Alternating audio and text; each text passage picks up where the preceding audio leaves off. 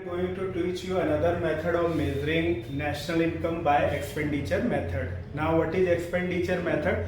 Expenditure method means when we measure expenditure on goods and services or final use in an economy during an accounting year. इसके component कौन कौन से होते हैं ये देखो.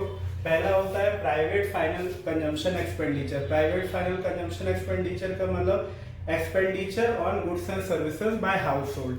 जो हाउस होल्ड एक्सपेंडिचर करते हैं गुड्स एंड सर्विसेज पे उसे हम कहते हैं private final consumption expenditure. And another component is government final consumption expenditure. Government final expenditure means when expenditure made by government on buying goods and services, that is called government final consumption expenditure. तो इसके ये दो component हो गए.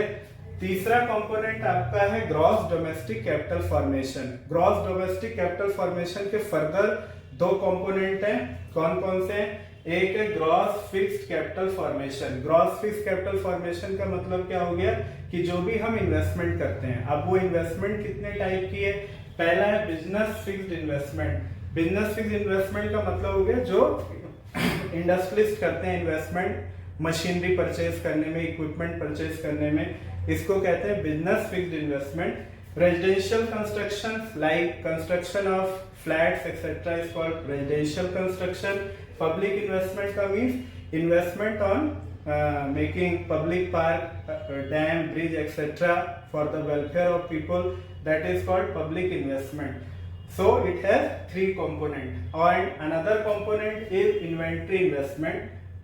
It has another name also. Inventory investment is also called change in inventory. It is also called change in stock. And what is the formula of change in stock? Closing stock minus opening stock. So and last जो component है वो आपका net export है. Net export means export minus import, that is net export.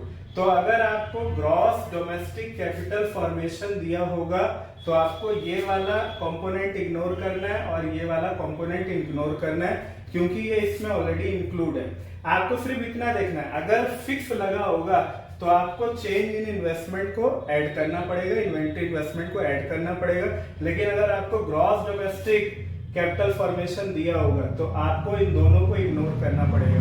तो main concept यही है कि fix दिया होगा तो आपको चेंज इन स्टॉक को ऐड करना पड़ेगा. और मान लो आपको ग्रॉस फिक्स्ड फॉर्मेशन नहीं दिया है तो फिर आपको business fixed investment, residential construction और पब्लिक इन्वेस्टमेंट को भी जोड़ना पड़ेगा.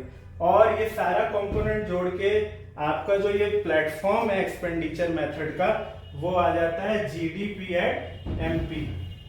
सो this is the another method of measuring national income, that is called the expenditure method. लो हो गया